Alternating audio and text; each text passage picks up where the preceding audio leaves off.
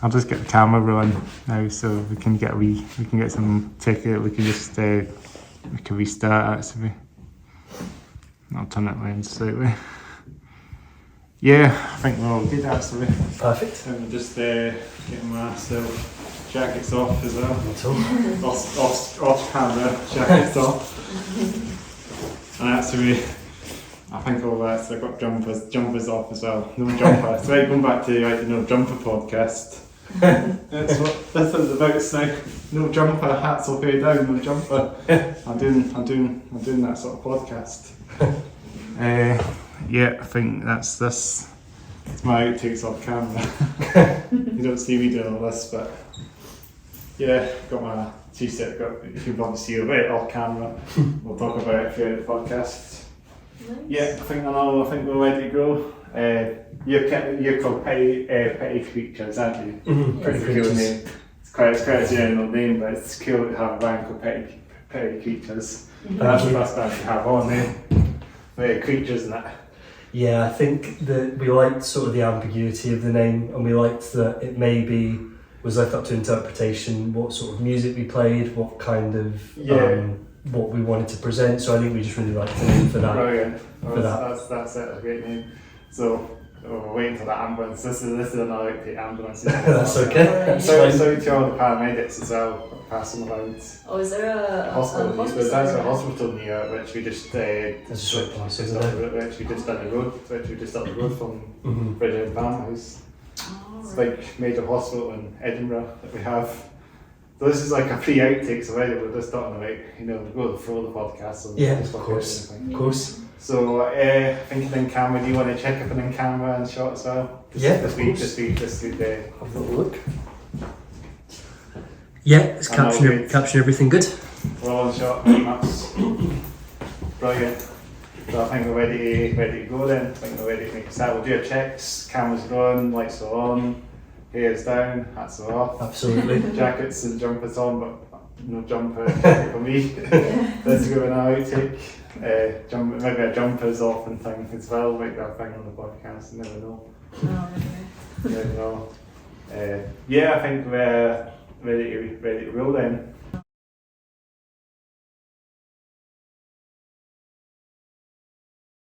So yeah, I'll do my craps as always. Problem at so all. do something different, or do you want crap? We'll chat together if you want.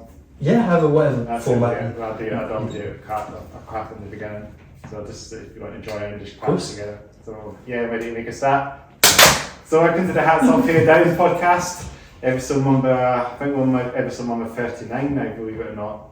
Fantastic. And then we're getting up to 50. We're going to get there. Wow. Getting there, 39. So yeah, so welcome. So yeah, episode 39. We'll welcome the one and only Petty Creatures on the podcast from Glasgow. Thank you for having us. Thanks for coming along. It's good to get so many Glasgow bands from the West on the podcast now. So yeah, so it's good to get another band from Glasgow in the pipeline. So happy to come through. Thank you for having us. It's been good to get you guys on. Thank you. So Petty Creatures. So yeah, welcome on. So as you say, we'll introduce ourselves. So if you want to start with yourself, and we'll go to me as well. Of course. Yeah, sure. What your role is in the band, of course. Well, my name is Stefania. I'm the bass player, and the last members who come into the band actually. Yeah. And I'm from Costa Rica. Yeah. I'm Rory. I'm the guitar player and the singer. Yeah. I'm one of the original members of the band. One of the OGs, One of the OGs, yeah. And I'm originally from London and now live in Glasgow. Nice one. And I'm of course Chris, and the host of the Hats Off Here Down podcast, episode 1 to 39. As always, Simon, this is how I started doing this podcast post pandemic. I've been doing it since July 2022 and getting so many more bands on, from all over the country and that now. Mm-hmm. So yeah, so that's my role at the moment, as the host of the Hats Off Here Down podcast. As I say, getting every band on, getting as many bands as we can on the podcast. Fantastic. That's the way it goes. Nice. So, and as you say, we do it at Bridge End Palmhouse, so shout out to Bridge End Palmhouse. So went and used the room space to record the podcast because it's a great quiet space to do it. Yeah, it's very peaceful. It's a very tranquil area. It's just the outskirts of Edinburgh we went, so we're not in the city of Edinburgh, the proper city centre of Edinburgh, but just the suburbs of Edinburgh. Mm-hmm. We're not far from the city centre. It's only it's only like 10-minute drive to the city. Certainly not judging by the bypass. No. So was it just a wee bit of a rough drive getting here today because as we're recording this on the 28th of January, the weather's not the best today, isn't it? Yeah, I think there is another weather warning out at the moment. It wasn't too bad getting here. There were a couple of rough points, but overall pretty smooth drive. Yeah. And you normally have your drummer and I think you have your guitarist, so your four-piece band all together. Oh yeah, so shout out to Stephen, our drummer, and Callum, our guitar player, who couldn't be here today. Yeah, so shout to them for watching. Shout out to Cam and Stephen. So it's just a wee bit of a bumpy ride getting here then. Yeah, but we made it in one piece, thankfully. Right, brilliant. Good to know. Yeah, no, it was fairly easy to get here. It's just we're not very good with directions, and I'm a terrible like. It's just Edinburgh, We took the scenic route. We took the scenic route on our way here. Just chatting away and then. Not the M8. No. Well, we found our way to the M8. We eventually found our way to the M8. He might have gone on the road to Livingston or something, maybe. Maybe might be that one, because there's a couple of scenic roads past maybe a couple of wind turbines that might be in a road called the Lang Road. That's just the road to Rannoch. Yeah, no, it was a nice ride in as we got closer to the capital. Yeah, and that's maybe the road I might be thinking Lang. So that's a road that goes to Rannoch. Brilliant road, quite bumpy road as well. Yeah. And I go on that road, I sort of know the road inside out because I normally go through it to my aunts to visit. Yeah. My aunts and aunts, shout to them as well, shout to my uncle and my aunts. Shout out to the family. They live in a place, a village called Forth, which is just near Lanark, but not far from Lanark at all, but it's on that road, so that sort of famous road that we normally drive. And it's a bumpy road, but it's a scenic road and nice drive. It's not a busy road at all. It's very quiet half the time. There's so many cars on it. It's nothing compared with the mate and the classes, you know. So everyone just wants to go on those roads, but getting to wherever Lanark and Forth is, it's a good scenic road. It's quite a quick road to get there. No, the capital. A lot of the surrounding areas there. It's a beautiful place. Yeah. Capital. Yeah. Capital is capital of what's that? Capital to. Obviously, just of Scotland. Yeah, I was getting to Glasgow and getting there's also seen it goes there. It goes back on the getting it's great in the waterways. There's plenty of nice roads, scenic roads. So so as I say, we normally talk about the genre of music. So what genre do you guys the band play? I suppose the best kind of umbrella term would be alternative music, I suppose. Yeah. I heard your music on YouTube and it's kind of like sort of heavy rock, I guess. This is the same. Yeah, so I think we definitely kind of find ourselves sort of most comfortable in that kind of like sonic landscape, but I think we enjoy like challenging ourselves and seeing how wide we can push the scope. So I think alternative rock's definitely the best kind of term. Yeah, and there's a lot of bands that do all that now. So so like has specific genre influences would you say you have as well if you're saying about alternative rock? I think we're quite fortunate. I think we've got quite a wide range of influences in terms of what everyone in the band's kind of individually into. I think when I was younger, I was brought up in quite an eclectic household, so like my mum, for example, was a huge fan of David Bowie. My dad was a fan of bands such as the Velvet Underground and Roxy Music and heavier bands like Sabbath, so I think I kind of grew up in a melting pot of influences for myself personally. So like the 70s rock, sort of style. Yeah. Because Roxy Music and all that. And my dad was the same. Like he listened to a lot of Queen and The Doors and Alan Parsons and Pink Floyd and all that. So it's I think that's where my that's some great stuff. So like sort of not proper metal, then, as to say. Yeah, I don't think that was my mum and dad's preferences. I can see you wearing some metal stuff on. Yeah, Oh, we'll go- Spirit Box. Spirit Box. I do like. We're going through artistic questions, we probably know that. Uh, So we can go through that a bit later in the I podcast. feel like I should have worn something more appropriate for a fine black t-shirt. I I didn't get the memo. yeah. I wasn't So we advised. said maybe might need it or something else. Well, you can borrow my jumper if you Oh, want. thank so you. too. We'll go through that shit. We'll go through this question a bit later then. So start with influences again. Did you say like Establish is like one of your sort of heavier ones? So I think yeah, that was I think growing up I didn't really veer towards heavy music, but as I kind of got older and developed kind of my own taste, I was sort of veering towards bands like Sabbath, veering towards bands like Queens of the Stone Age. So I think that's where I began to kind of find an identity within music that kind of drove me to sort of where we are now. Yeah, like getting in a band and playing music, playing heavy music. Yeah, That's it. exactly. And honestly, the one that likes all the metal anyway, you can see. I don't have any influences myself generally because I don't play in a band, but I do like Metalcore and stuff.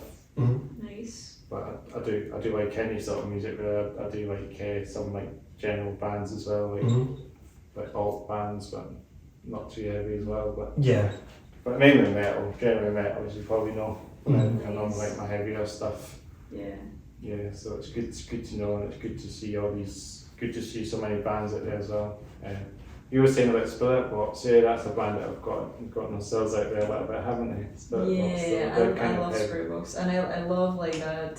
They also like try to experiment. I mean, they did like metal remix of one of Megan Thee Stallion's songs, which is just like crazy. But it's just I love that because it's just like it doesn't put them in a the pigeonholes themselves, I guess. And I like that about our band as well. We're just always like very open to always just jam this idea and see what happens, or like so it's never like anybody in the band going like, oh, I just don't like that genre, or like, no, I don't want to try that or whatever. We're all like fairly open. I think I've came in with like more odd meter stuff lately. Yeah, like, I think the interesting stuff happens when you maybe go sonically in a route you're not anticipating, or you try something that maybe isn't entirely within your comfort zone. But that's where I think that's where the good stuff is. Comes along. Like you saw, so many bands that come along and do new stuff, experiment new stuff, like Sweet Talking as well and stuff. Like doing similar things to Spirit Box. Yeah. So metal's not really metal's kind of sort of a new sort of genre, sub-genre. Well, I think to represent the guys, I know Stephen's into some very heavy bands as well, which I think you'd be upset if we didn't mention. So our drummer's into bands like Dillinger Escape Plan, for example. Yeah, definitely, that's brilliant. and lately Gojira. Yeah, that's it. Yeah. But And Callum's a massive Tool fan as well. Callum, I Callum love has it too as well. Yeah, definitely had he was a emo baby. Emo, they're in a bit of an emo phase. Yeah. Everybody does that, don't they? At one point, emo. Oh yeah, we all have our emo phase. We've all been there. And then they come at the extreme metal, Yeah. on emo to extreme. No, The definitely. emo frenzies are obviously it's a lot of metalcore bands did a lot of that as well. They went they were Screamo. I think Screamo was the thing they did after emo. And then metalcore kind of was the sort of ball game of metalcore, the emo friends. Yeah. Yeah. And then I think when deathcore sort of came along, all the emo friends, well they were still doing emo friends and deathcore, but I think emo friends is sort of still cast its day a little bit, the metalcore side of things, you just see with it now. Well, I think it's always interesting when you mix genres, or you try your hardest not to maybe be defined by genre, because there's so much music out there and there's so much possibility that it's I think it's always best to want to try something, or to want to be enthused to attempt something that maybe you wouldn't consider maybe part of the sound you're going for, but might unlock a new possibility. Yeah, that's just try and do what they're doing and do it, and they also go for a different phase as well. Yeah. They've done like the old school metalcore. Like Asking Alexandria for an example, they started as metalcore, and then they went to hard rock, and then I think they're going to like electronic core now. That's the latest stuff. So they're sort of hybrid, they're a bit of a hybrid in a way as well. You've got to go in the direction of what excites you, go in the direction of what you want to try. Well, that's what when I was Asking Alexandria, a band, they started just sort of metalcore sound in the early stuff, like the proper old school Asking Alexandria stuff. Yeah, I like us. I mean, do you like them? Yeah. I mean, they live in York, that band, but surprisingly they live in America. Oh, they moved to I America? didn't even know that. Yeah, I think so. Because obviously I don't think they play York or maybe because I don't know, we're not going York and it's obviously not that. I don't think many would think about asking Alexandra or a band from there, like Built for Valentine or from a place called Bridge Ends, town, stuff like another town, there's not much there. Yeah. But a massive band, Built for Valentine, and massive. Well, there's some incredibly talented bands from the north of England, Bringing Horizon, for example, from Sheffield. Yeah. So there's a lot of good bands within that area. Wellesley Streets as well is another band that come from that. They're from Sheffield as well. Wellesley Streets, I believe they're Sheffield based as well. So always Sykes on that Bringing Horizon. I think he's been obviously when I think they played at home show a couple of times, and there's always a big crowd. Yeah. I'm guessing they still do live in Sheffield, these bands, but some bands just move to other countries, move to other places or maybe other countries.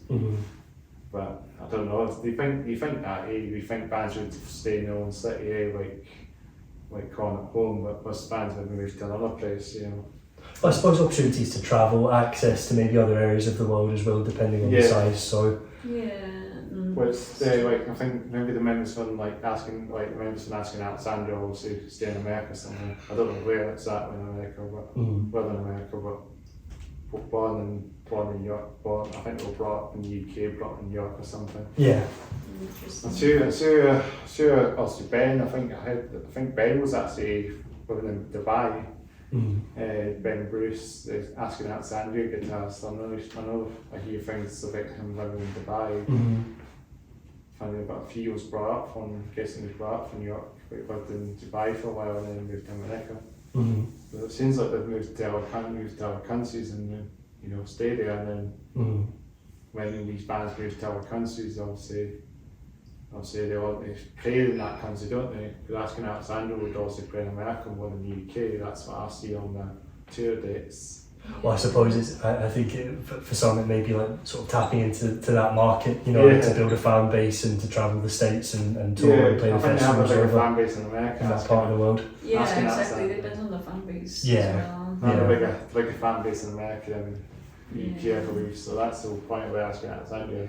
Calling America home, Yeah. Yeah, no, 100%. And you can do a whole tour in America that lasts because it's so big, not You the can do UK. The UK you can do so much, go through a couple of cities and then. They've got plenty of cities to tour. It's not like they're going to be set. Yeah, and I think that obviously there's a lot of very prestigious festivals in the UK, but I think there's, in terms of quantity, there's a lot of festivals in America that bands would obviously be looking to play as well. Plenty up there anyway, for sure. And talking about ECDC as well, they obviously immigrated to Australia, the members in ECDC, they were living in the UK and obviously immigrated to Australia and put them on that. So that's another band that kind of moved out the country, it's like them. Yeah, I think also the Arctic Monkeys moved to part of America, I think, as well, sort of halfway through their discography. So I think it just, might be any number of reasons I imagine they would be able to do that. System of a Down as well, that's why they never play here anymore. Because they just moved. But they weren't from America originally. No, they're from Serbia. Was it System of a Down? Yeah. I think so. Yeah. Was Serge Armenian, or have Yeah, I it's got that wrong possibly? Armenian, yeah. I think so. But they moved to America and now they just play. I'm guessing the Toxicity album has also got Hollywood on it. So I'm guessing that maybe stayed at all in America. But the first album was one of the first albums, wasn't it? With Top Shoe on it, and obviously, but I'm guessing they could get more money, more record labels and record deals in America as well for these bands. Yeah. I think there's always been one of these things as well. Yeah, there's always been that conception of breaking America or tapping into that market for bands that maybe don't reside in that part of the world. Record signing a record deal there, you're ready to get a proper big record deal there. Yeah. Like America has Roadrunner Records, I think. Yeah. Sony Music, I think, as well, maybe. But yeah, so many bands that have done that, eh? Yeah. It's nice conversation just about bands that also started in this country and moved to another country and started there and moved to this country to get the bands, Yeah. I wonder if Built for Valentine wonder if they live elsewhere, you know, from the Possibly. because I don't see them living in Bridgend, you know. I mean, it's a London town, you know. Yeah. Unless they have family there, I suppose that's the whole thing. Maybe members would come back to their hometown where Yeah. they are to visit family and friends and parents and that, you know. But apart from that, they probably will also call somewhere else their home city, you know. Like London or something, for example, might be more likely for bands to move there. Yeah, possibly. Yeah. No, I've heard even a lot of like our friends musicians that just went to London. Yeah. Because you say now you brought up from London. How did you know any bands from London? Any bands you? I think I was at that age. I was quite young, so I moved up to Scotland when I was 10, and at that point, I don't think I was interested in music, but I don't think my sort of identity with it had fully formulated. But I know for a fact that there's quite a vast number of scenes within London. I think that, for example, the folk scene in London is incredibly big. I think that's how bands like Mumford & Sons got their start, because it's actually quite a big community down scene there. in London, for sure. There's probably lots and lots of metal bands in London. Oh, you know, certainly. Yeah, we had a band there. We had on episode 35. We go back to episode 35, for example. We had a band called Handle Doomon, and they were London-based metal bands. So they were talking about the London metal scene a bit as well, and about Camden being sort of the epicenter of metal, and heavy metal and that. Well, I think Camden's got some really good small but very popular venues. Bands like Soft Play and Idols, I think, have played quite a lot of venues within Camden, so it's quite a popular area for music. Yeah, it is definitely, because there's so much there. Right? You know, you got all your shops there. You got like your sort of alternative shops there as well. Yeah. So it's like the epicenter of metal and alternative music.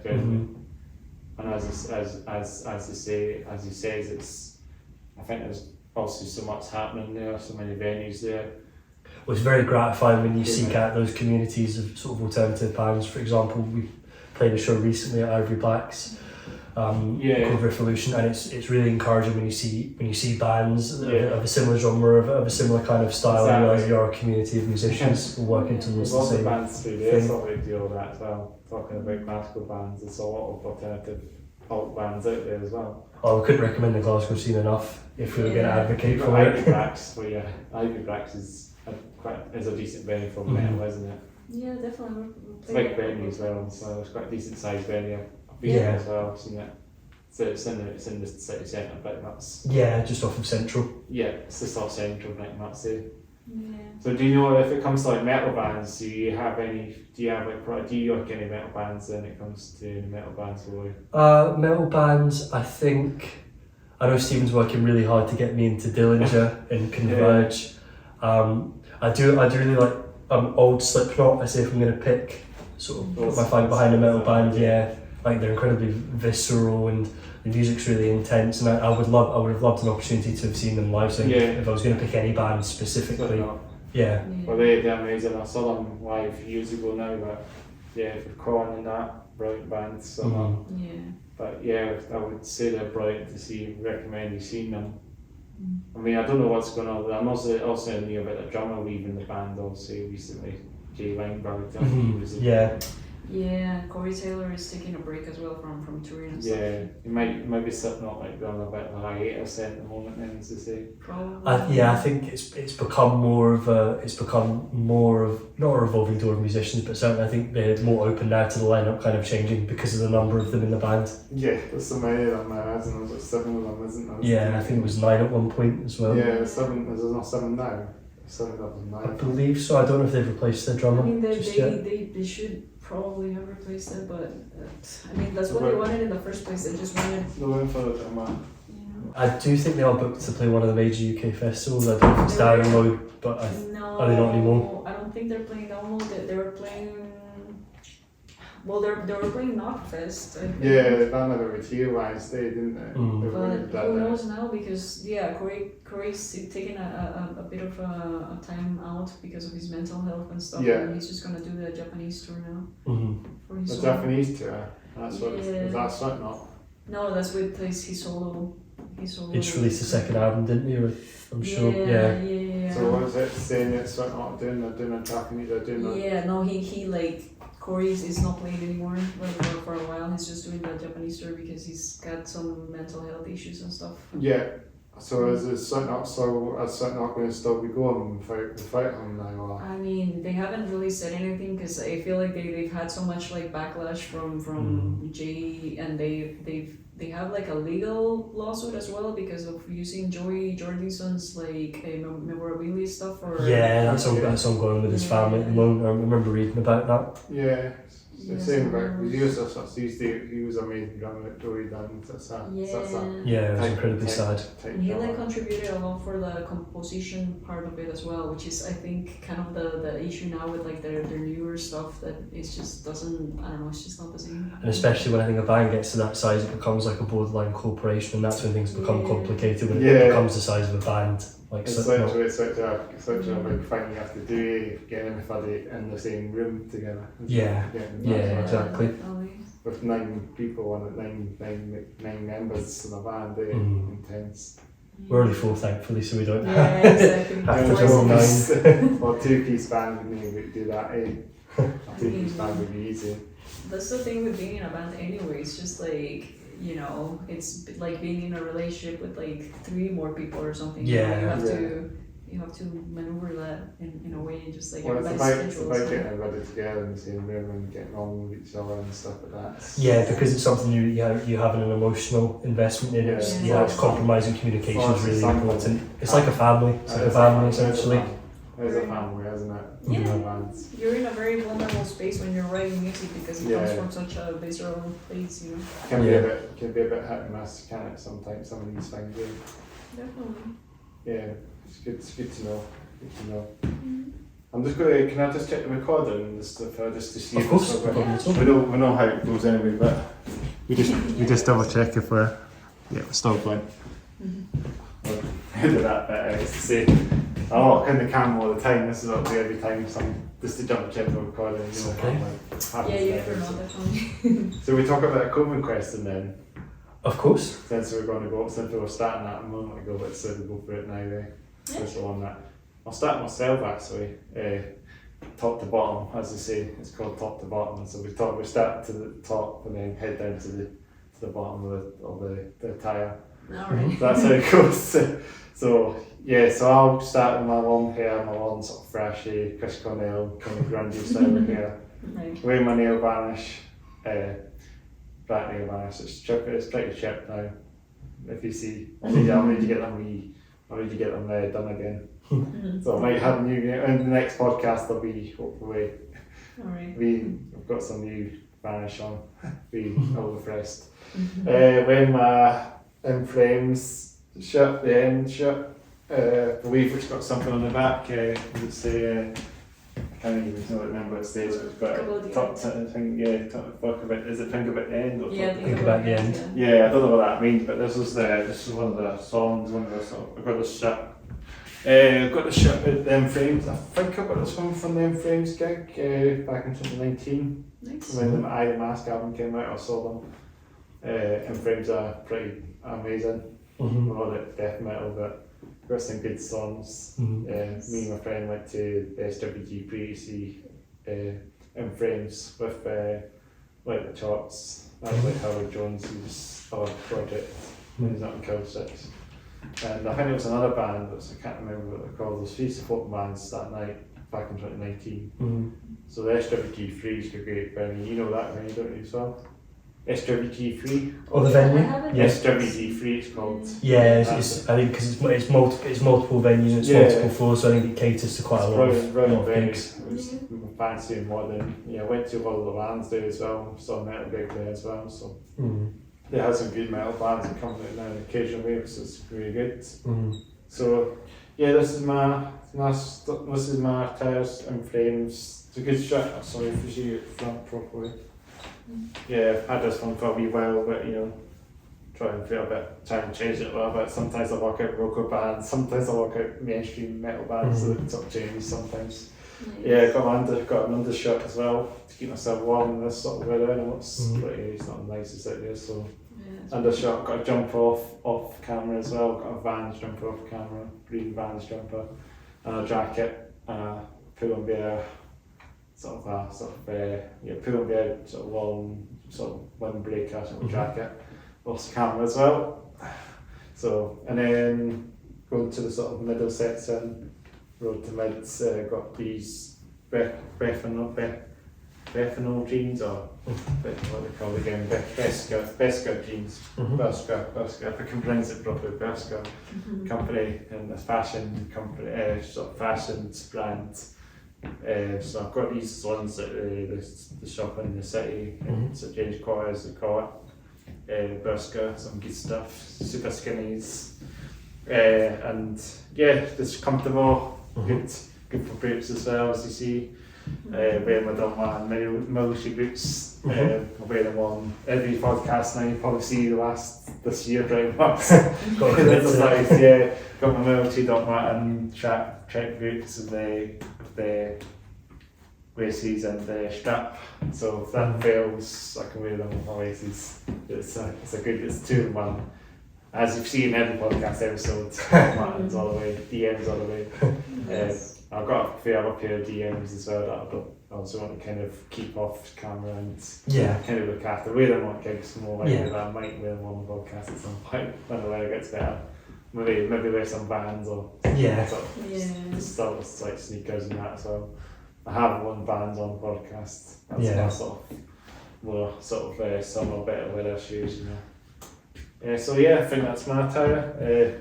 I think I'm fairly uninspired comparatively, so you got sort of black here, haven't you? Got the black hair bed head is what I'll go with. It's a bed head. I've got still what band's a bed head? Yeah. That's a common thing. Just wearing a Carhartt workman's jacket. Yeah, I've heard of them. I think the band will tell I'm always head to toe in black 9 times out of 10. So plain black t-shirt. Yeah, it's that kind of gothy kind of style.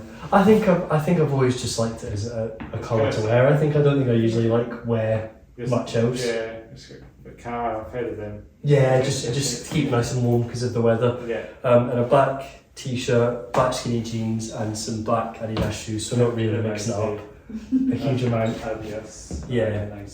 Just for comfort. Comfort is how we normally wear. Yeah, it's not a sponsored suggestion, but they are really comfortable. So. Hopefully, they're comfortable. Yeah, they're comfortable just for kind of traversing.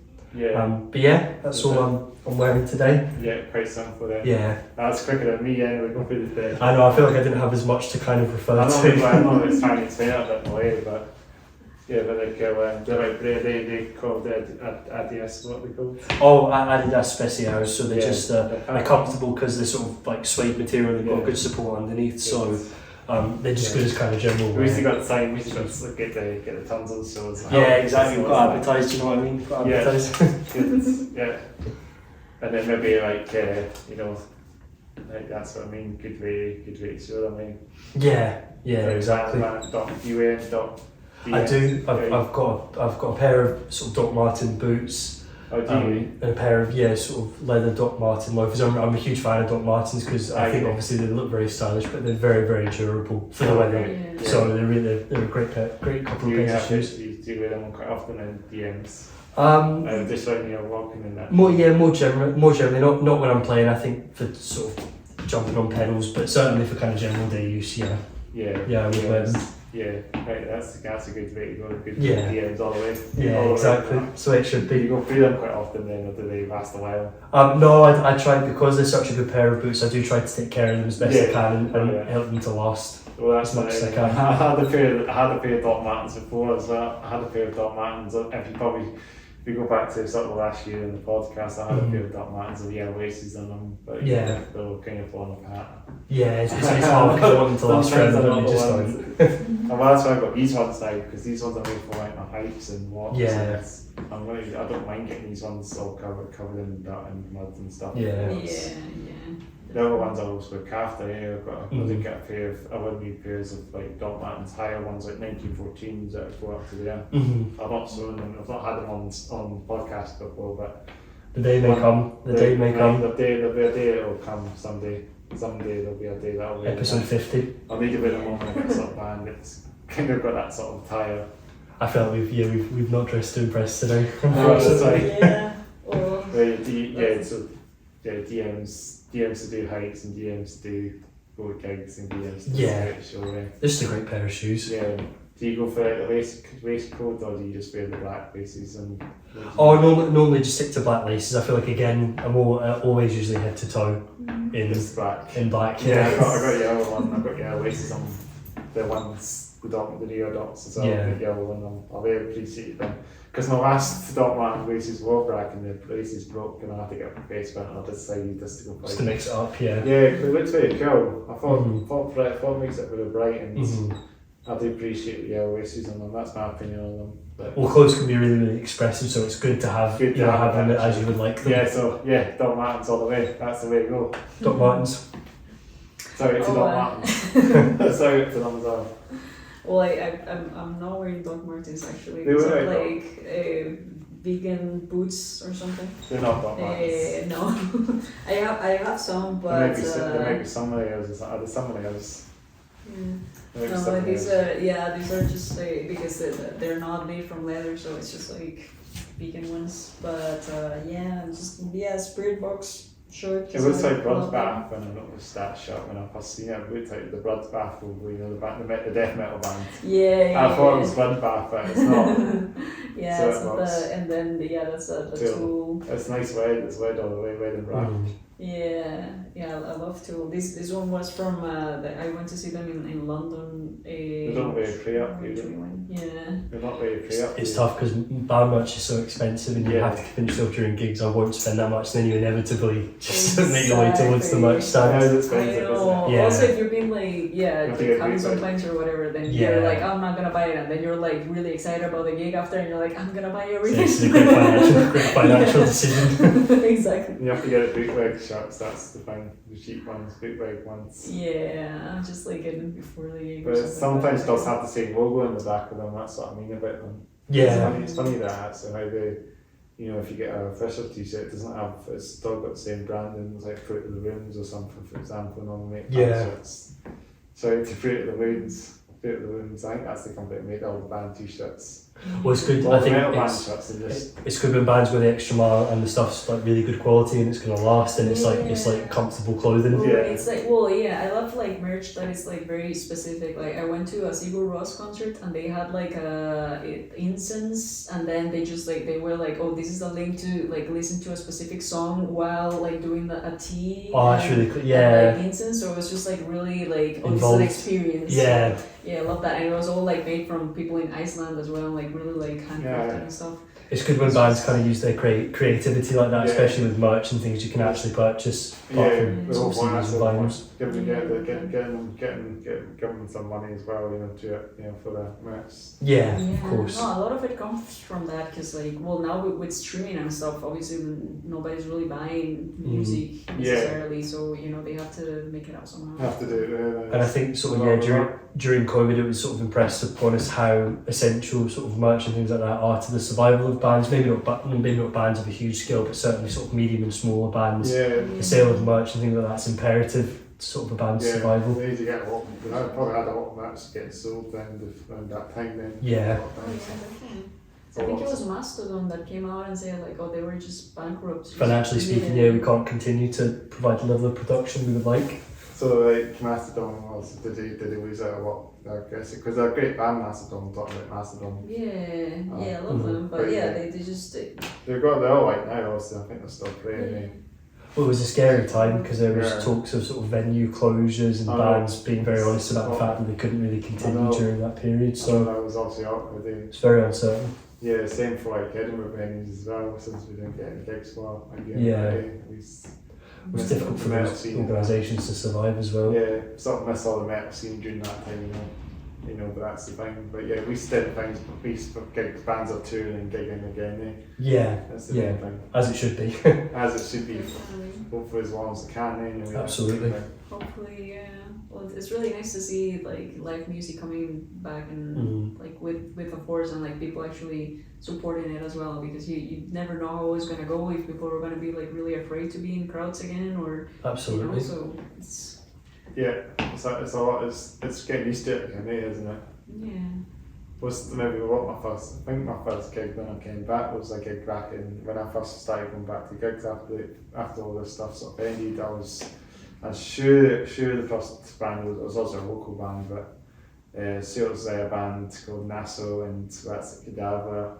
Might be my first gig back when it's post lockdown, And that's a Cadaver is also a band that are from Glasgow as well, death metal band. If you're familiar with some death metal, that's a Cadaver. I haven't heard them, but I'll check them out. You've not heard them? That's extreme death metal for you there. Oh, extreme death metal. Yeah, just like old school death metal.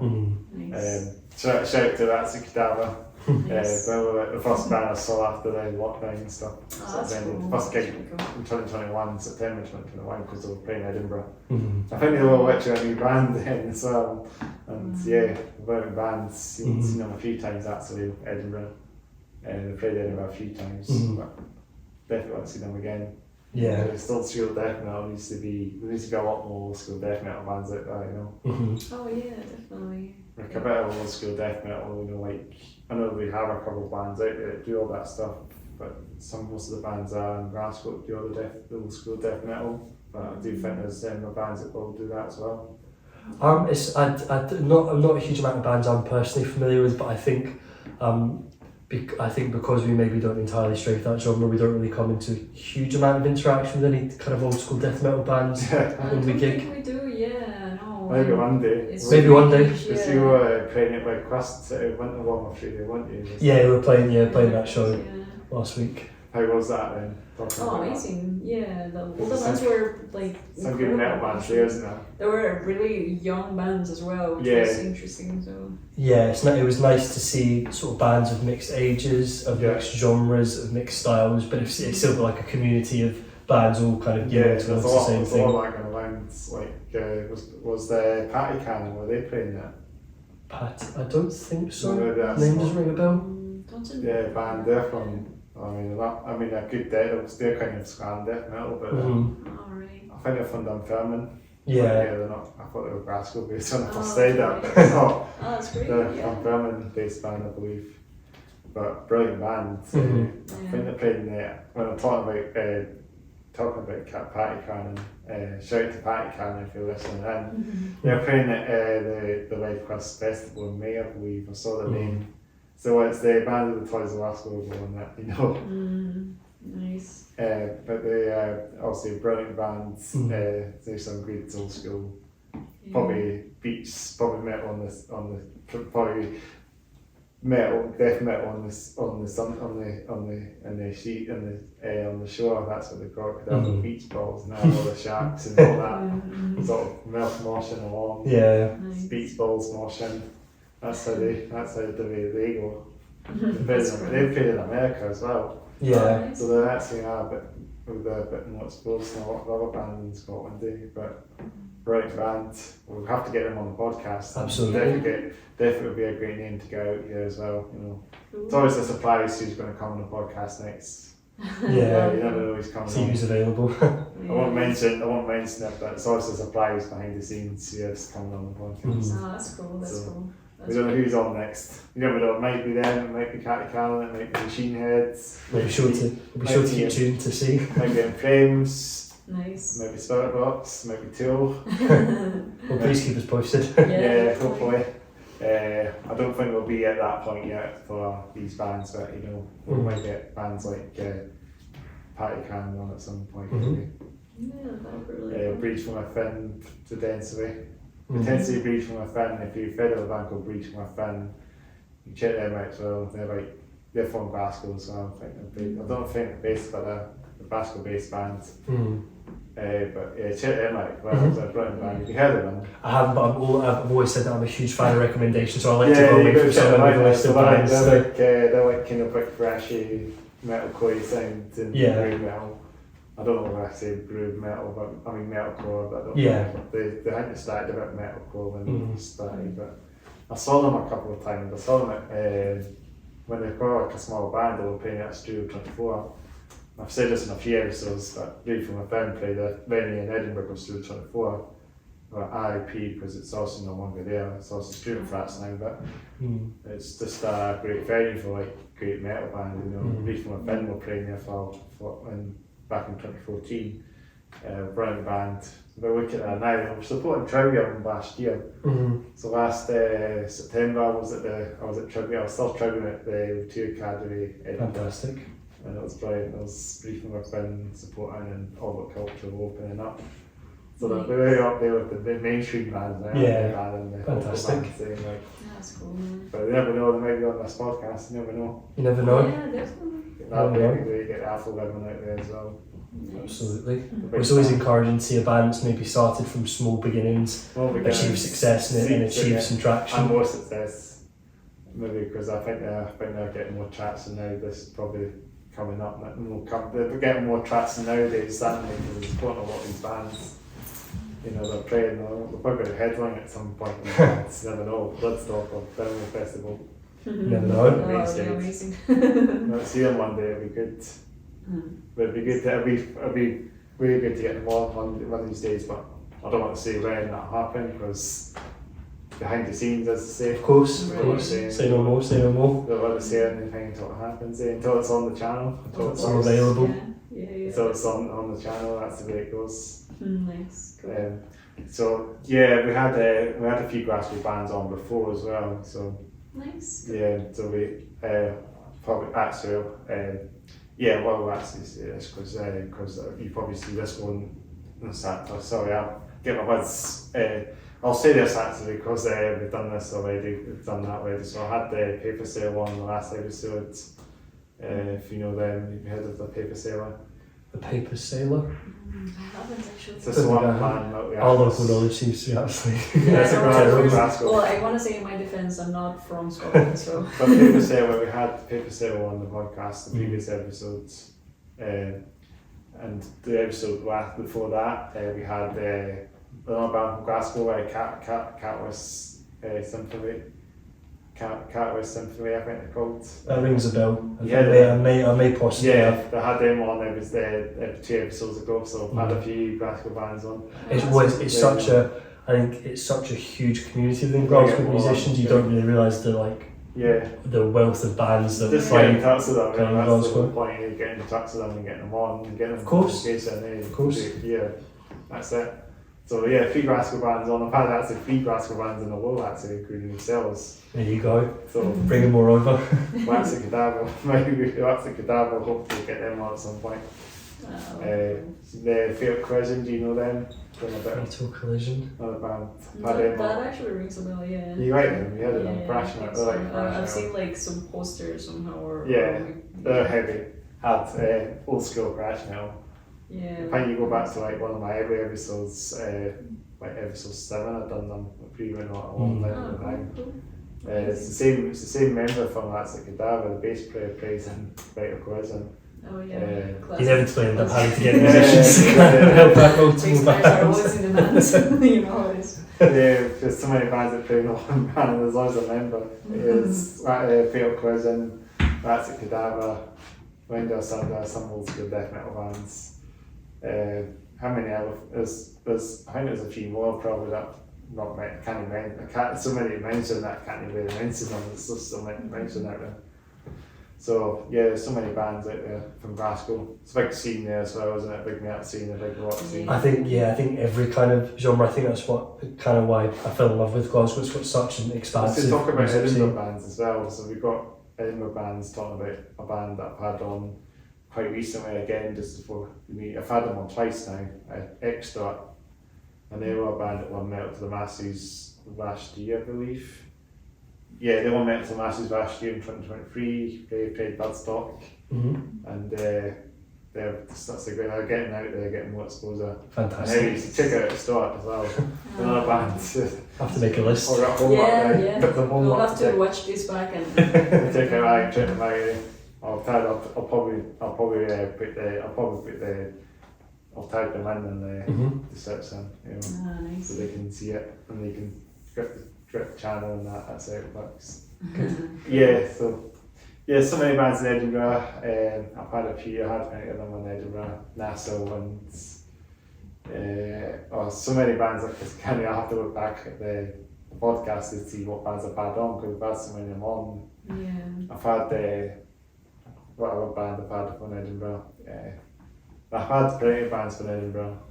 I just can't even. I'll have to. My brain's fried at the moment. I can't okay. see them, Yeah, that's the that's problem. Okay. So they'll come to me in a sec, but we want to kind of keep the wheels going and keep the podcast on the go.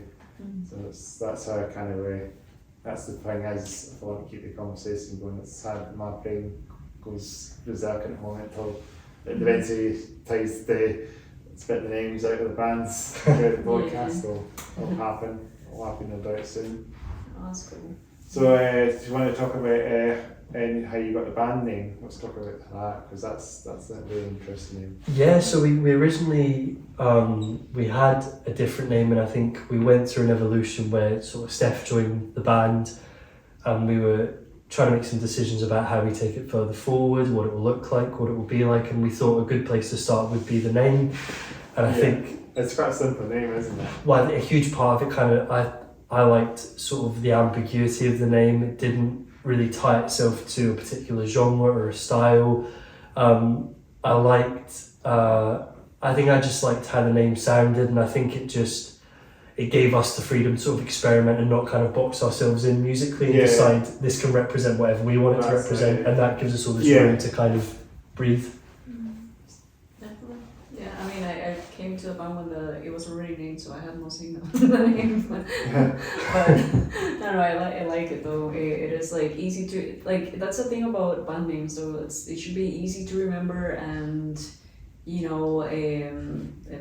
it's kind of the thing. I mean, I went through this thing with another band I had, and we spent like months just thinking of a name, and then in the end it was just like just the simplest name ever. And if you overthink it, it takes too long. I think it was also the juxtaposition of the words pretty and creatures, because I think the way we like sort of write our music is to have these really kind of like angular dark sections, but also these really kind of like, the black. Yeah, and we tried to sort of build these landscapes, so we thought pretty and creatures didn't really go with each other. We kind of liked that about the name as well. The wax out there is sort of black here, isn't it? Yeah. And I think the logo's it's all tied to what I wear. I think the logo, I think I've seen it. If you can make it your logo you've got, it's white, isn't it? Yes, it's the rose and then it's the initials either side. Yeah, it's very cool. Thank you. So it's good that bands kind of want to just put things black and white as well. It's not a good colour as well for bands.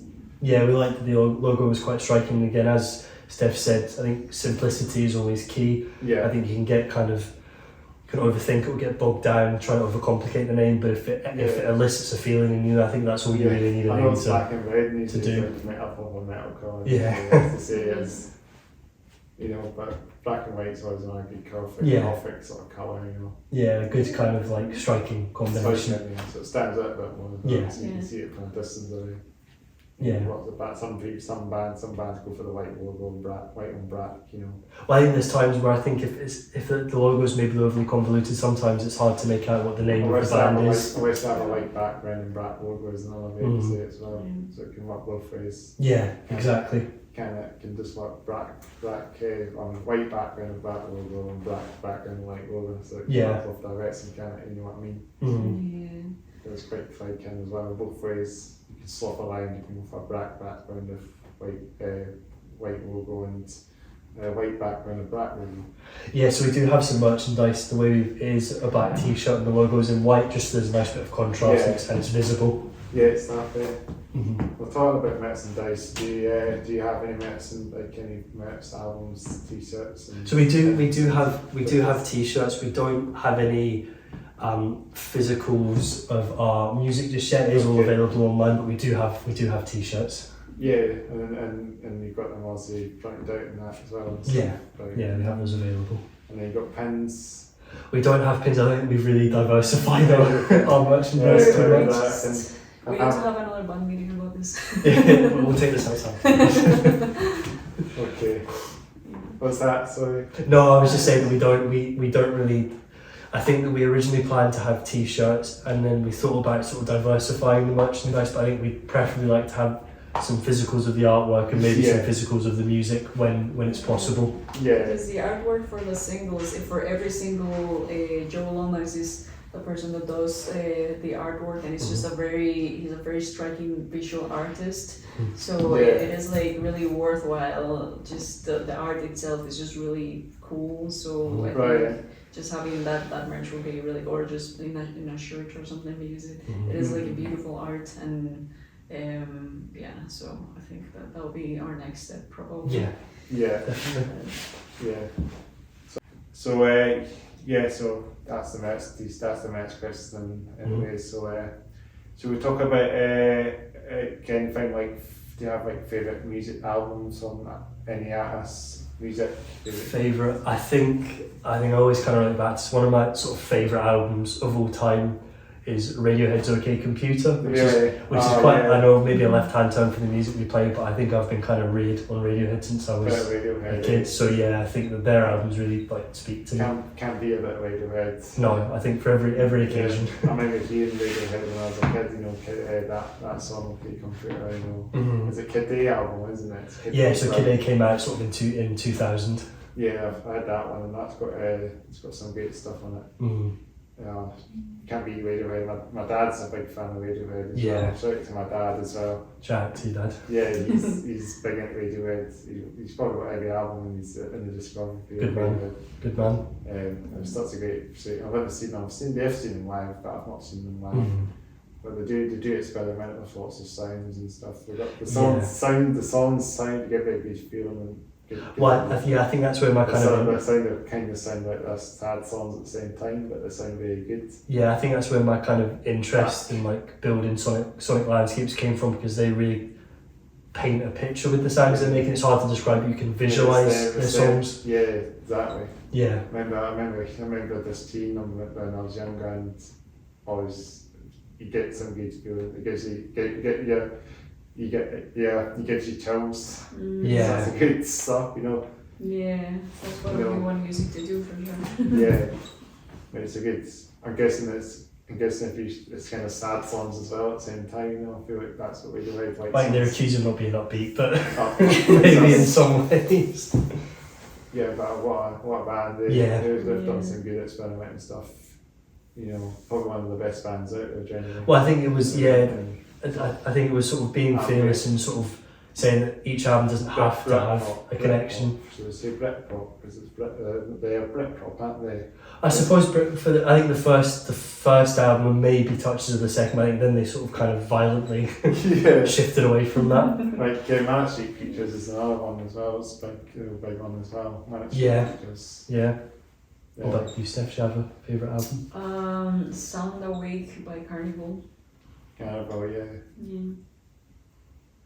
I mean, I have a few, but I think it's hard to define what your favourite metal album is. Generally, you have to really go out the boat to actually say what was. In my opinion, it's hard for me to just define my favourite metal album, because I listen to so many metal stuff and music out there. Everything sounds very good, you know.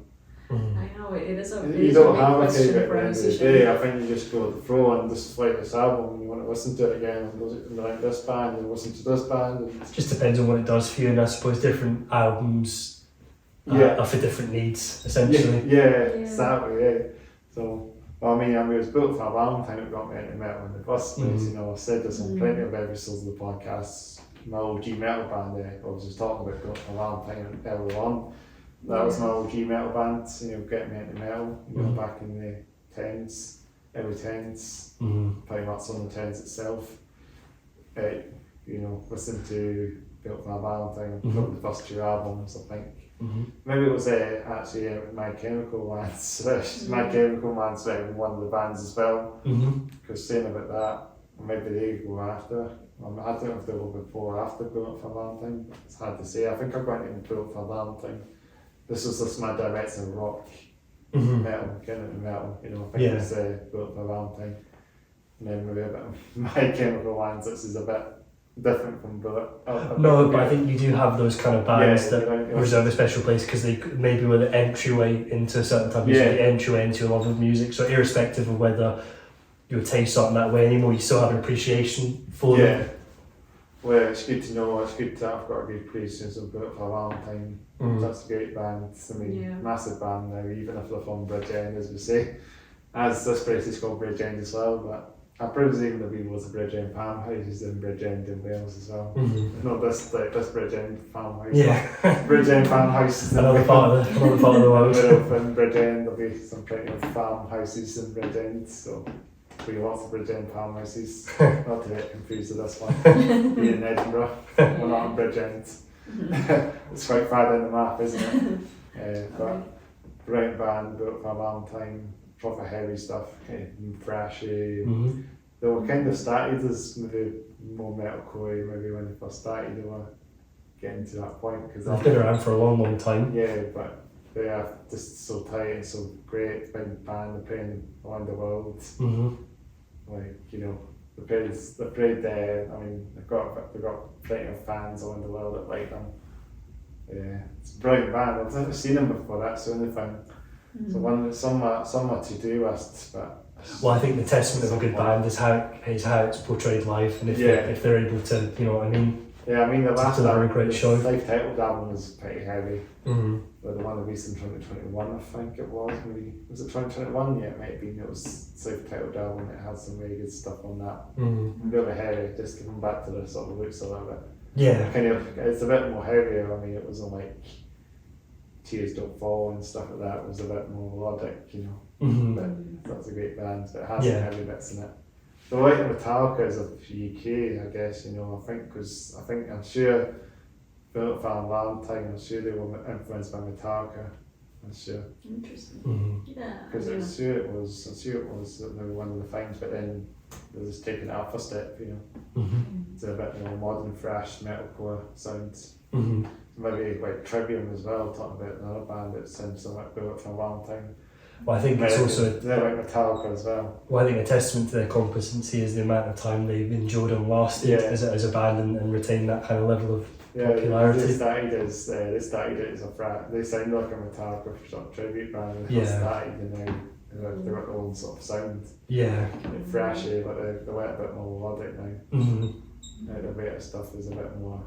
I mean, it's not heavy like that, but similar to In Frames a little bit, maybe some of this stuff, but still good American,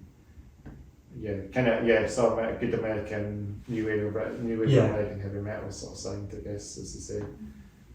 But yeah, Trivium, they're not a great band, I would say they're like a good band that we enjoy as well.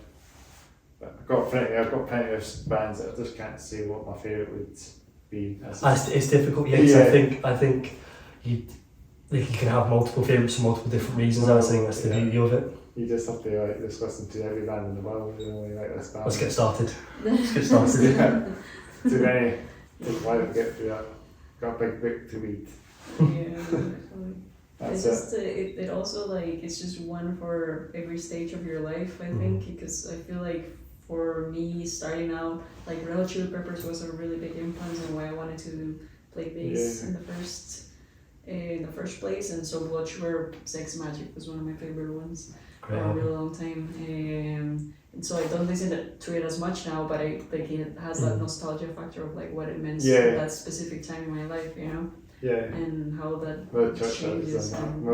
What you're going through as well, like changes that, because I feel like for me, Carnival one was like it happened at a very specific time, so it helped me through a specific time as well. So that also like influences that, you know.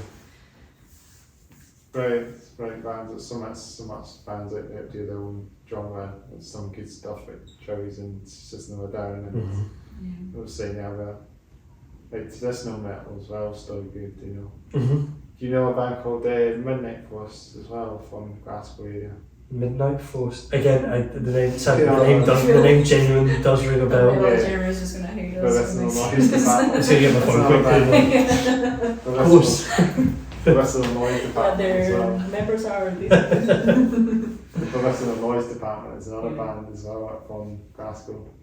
I think we had it on not too long back, so well, that's it's my friend Pete. He plays in the two bands.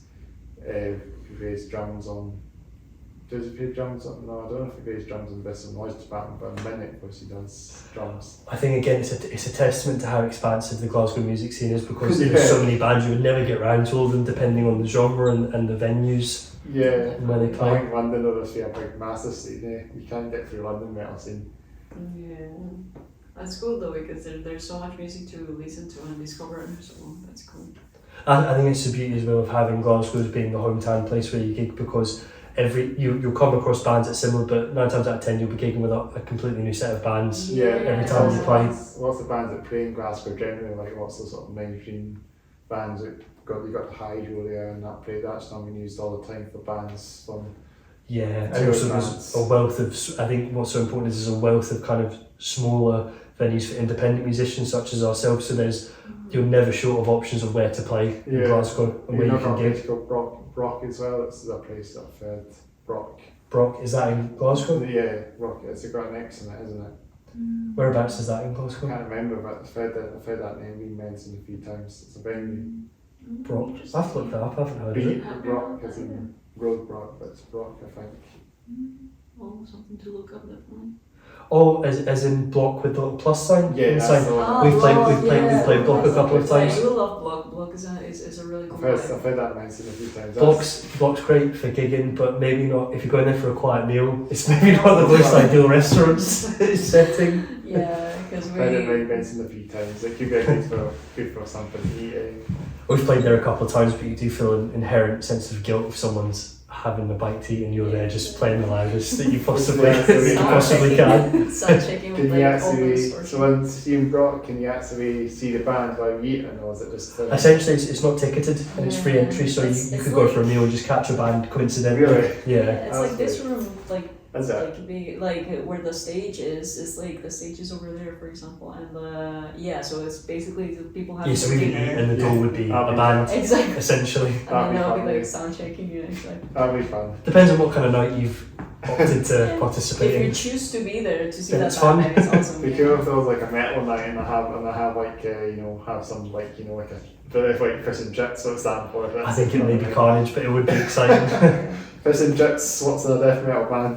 Yeah, exactly. That's the way to go. Fish and metal. If that's the thing. But venues like that are the lifeblood of allowing independent musicians to continue kind of honing their craft, which is why it's so important in Glasgow and so important for like bands like us. Yeah.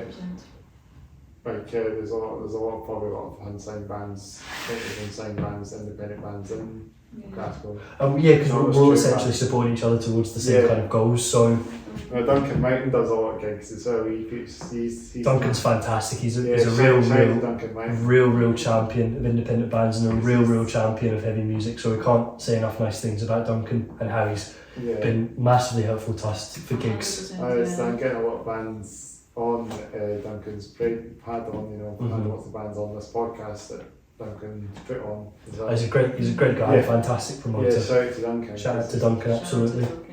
Bouncing out to so many metal bands, metal for the masses bands as well. Yeah. Talking about more gigs as well. I know we have metal for the masses happening this year as well. A couple of heats happening. We got I think I'm not exactly sure on the dates, but I know the end of our heat 1 date's the 10th of February. Maybe whenever this is out there, it might have already happened. So the 10th of February, I'm recording this on the 28th of January, so it's not too long away now. A couple of weeks away. Got Metal to the Masses, Heat 1, and the bands who have in Edinburgh. And one of the bands I've actually had on competing, the Newcastle band I had on the podcast a few episodes back there on Wiki.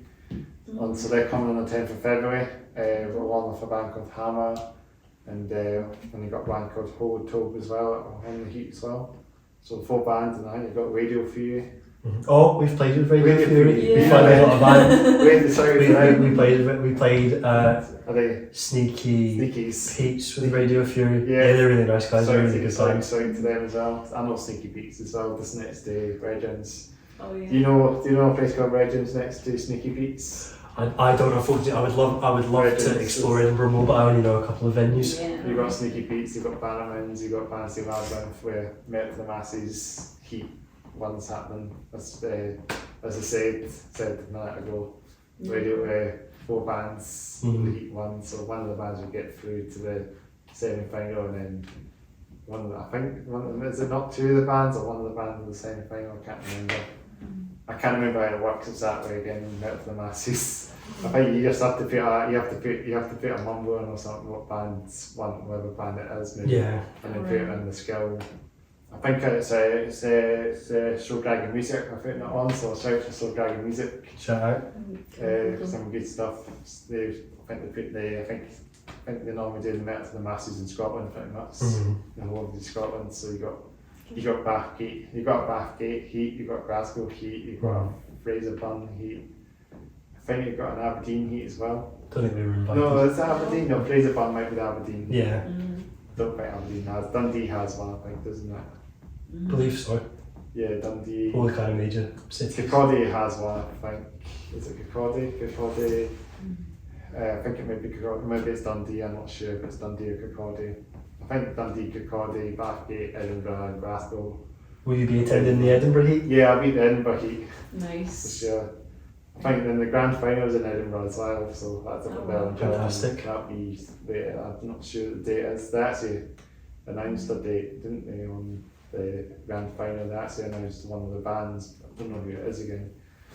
So yeah, so I'm looking forward to Metal to the Masses. Cool. Try and get to them all maybe if I can. Nice. Hopefully. See some great metal bands, some great Scottish metal bands playing. Yeah, sounds like a fun. I mean, there's some bands from England as well, like as I say, sort of bands from over Scotland, but maybe the old English old bands across the border setting in as well. Yeah. So, shout out to all the bands that are competing to Metal to the Masses this year. I'm looking forward to it as well. So, have you got any upcoming gigs? Any gigs? You've got any upcoming gigs happening? Yeah, well, we're playing on the 24th with Only You and 24th of February. February, yeah. Okay, just to make sure, because I'm not sure when this is out. And we just released a single called Through Some Pretty Thing. If you guys want to check it out, Please give it a listen. Great. It's on all the platforms you'll normally find things. Bandcamp, Deezer, iTunes, Apple Music, Amazon Music. And all the things. I don't think Bandcamp actually. But the majority of the major platforms. But yeah, so if you guys want to check it out, please give it a listen if you please can. do. And yeah, we've had some plans for recording a few things in the future, and hopefully a Petline gig as well. So yeah. just Trying to keep busy. Yeah, busy. That's it. Yeah. So that's the gigs and that, and you've got plans there. You played any gigs in Edinburgh before then, saying about that? We've played, I think, once or twice in Edinburgh. Yeah, we would love to play here more, definitely. Yeah, so that's a we'll great venue, definitely keep it in mind, because it's a great city, and yeah. It's not far as well, really. In terms of the commute, no, not for sure. no. We were actually gonna play home last year, but we need like a little death for each city, close it in a bit more, so bands can sort of come together. Yeah. That's the way you go. Yeah, no, definitely. But yeah, no, we'll keep it in mind. Obviously, like, headline shows are so like draining to put together, so it's like a whole thing. But definitely we'll keep it in mind in the future. And like, if any Edinburgh bands need support acts, give us a shout. Yeah, please get in touch. Please get in touch. Duncan might get you on the bill again with the Ed gigs. Yeah, Edinburgh gigs. We talk crosses, how he crosses between Edinburgh and Glasgow. Cross the divide. He does the little death. That's the little death between crossing over. So we do that and then cross over. That's like the little death. And then it crosses over at the other side. I don't know what that means, but that's the way it goes, I guess. It's the east side. Yeah. So yeah, Duncan will probably he'll be the man that put you on the bill for Edinburgh, Glasgow gigs, no doubt. No, certainly he's been very, very supportive of us and really helped us to kind of get on some bills, so we're really appreciative of his assistance. Should we go off the Wales a little bit now? So we talk about video games. So we talk about Of course. Do you play any video games? What am I playing at the moment?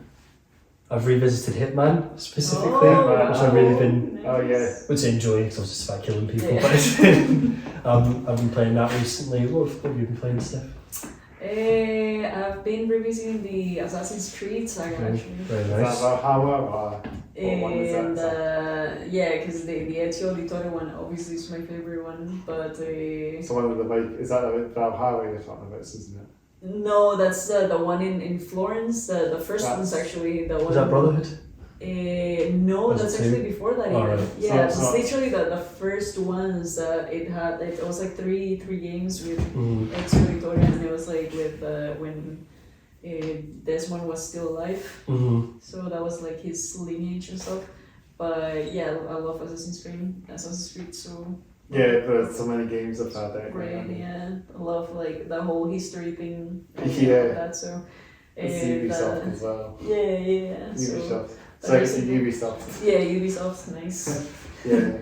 Watch Dogs is amazing as well. Watch So Watch Dogs is really good. Have you played the one in London? from Assassin's Creed. No, Or, Watch Dogs. The Watch Dogs weekend. Have you played that one? Oh, I haven't. I haven't. That's- Yeah, I that's just played the- the first one actually. The first one was great. The one set in Yeah. Chicago and then the other San Francisco and then Watch Dogs weekend was the one that was set in London. Oh, nice. That was the first one, but you didn't have any character. You had to recruit a character on that one. Oh, cool. I have a friend that Nice. made the music for that actually. Really? I remember you mentioned that. That was cool. It's a Costa Rican artist actually. Oh, yeah. He moved back. That's small. It's a small world I actually. know, yeah. It's The pretty music cool. in Watch Dogs is quite cool. I mean, they've got some like I know you're talking about. You're not talking about like the actual artist music, or you're talking about the theme music. So yeah, the whole he worked for Ubisoft at the time. Yeah, So right. yeah, did like I think like landscape stuff, and he works like independent now. But yeah, it was quite a shock because it was like, wow, that's such a big Yeah, that's a really big yeah. job. Yeah, working a big game, isn't it? Yeah. Watch Dogs is Ubisoft itself is a big company, yeah. huge company. It was like a head like of music development or something, I think. Yeah, But yes, it's quite cool to do like music for video games because it's just like capturing a specific vibe, right? So I'd say Must be quite demanding. She's only got limited parameters to actually work within. yeah, What's the no, bands? definitely. Yeah, that's the bands who friend- get their music features. Some local bands who have their music features in video games, you know. Yeah. yeah. Independent bands. Mm-hmm. I'm sure one of the bands, I'm sure a few bands might have said that to me, that they might have had their music features on an advert of the video game or maybe. Alright, Might yeah. have been, I think Call of when Duty I had does that Stack, a I'm sure it lot. had Stacko on the podcast in Southampton, and they actually said they actually put something up for the skateboarding game. They had a song featured in that. Oh, that's So I think cool. it's also a good way to sort of reorient your creativity because there are opportunities available to use your music like that for adverts and for media. Yeah. Yeah. It's good to know. It's good to see things like that. Independent bands going for that sort of band. Absolutely. So if you fire up this game, you listen to this band that Yeah, you've not absolutely. heard of. You know, it's not like I know like some of the skateboarding games. I've got some good stuff out there as well. Do you play any skateboarding video games? I think the last one I played was probably Tony Hawk's Pro Pro. Skater when I was younger, but I haven't played a skating game in ages. I know I've got a couple of them out there, but a lot of them are just general. The Tony Hawk's remake one was really popular. With like Oh wow, Tony Hawk, yeah. Tony Hawk's That's 1 and 2 was definitely all nostalgic. two in one game, but it's a remake game and it's all really good graphics. Mm. That's cool, yeah. Activision, I think, did that one. I think they're not sure what's happened because there were plans to make another game, but I don't think that materialised because they must have. I'm not sure what happened, but obviously, I was guessing, you know, it's other thing. I'm guessing it's just things happening, you know, Yeah, things that happen in the game world. There's also things that kind of not. yeah. There's probably deadlines and Deadlines, demands so and I think- programs. I I think think- it's a I whole think- sort of world into yeah. itself. Yeah, so I think maybe in the future, you never know. Yeah. You play any other video games apart from the Assassin's Creed and Hitman game you were saying?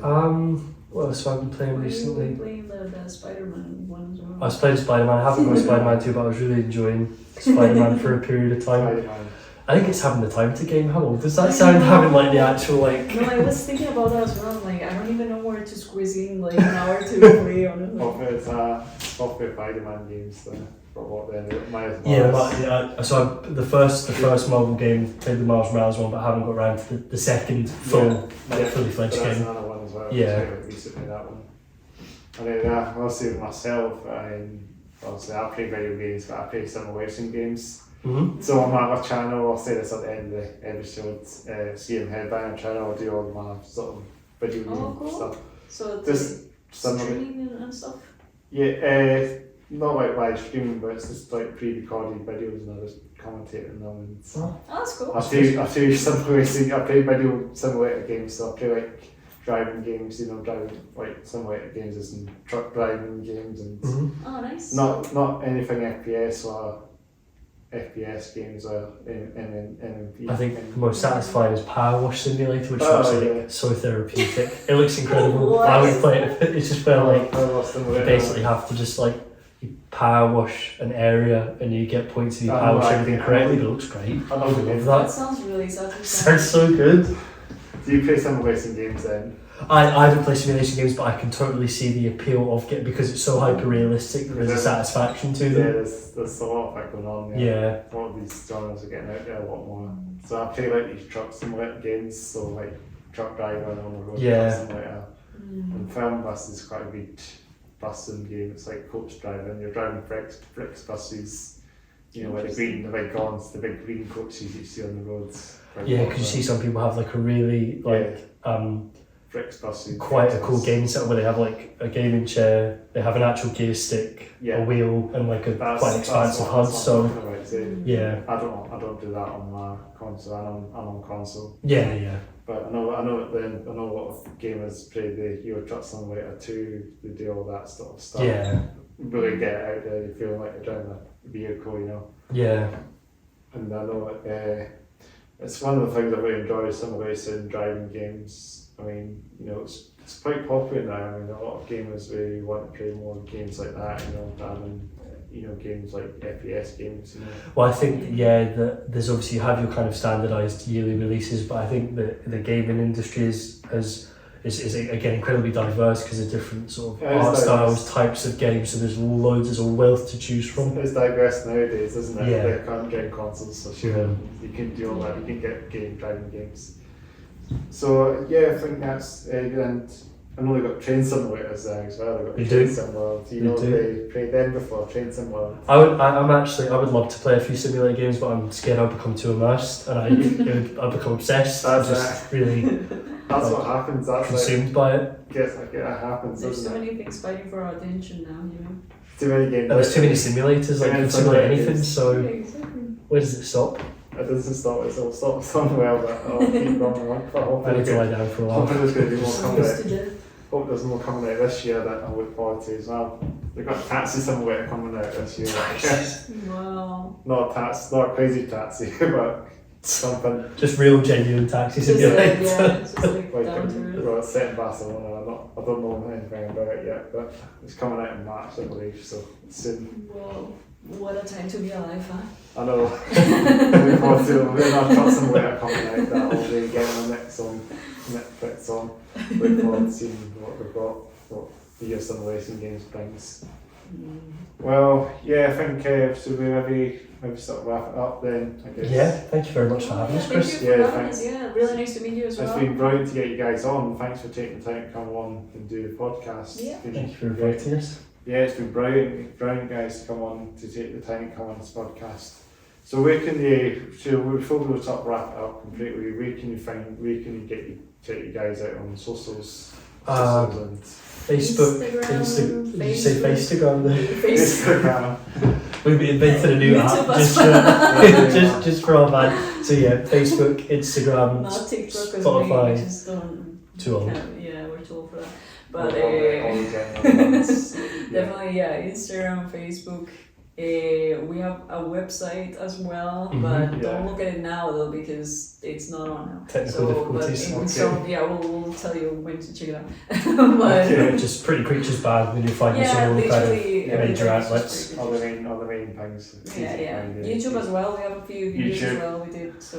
where we play simulators, like Well, Oh, is it yeah, right? exactly. We simulate playing Maybe try this a gaming channel as well.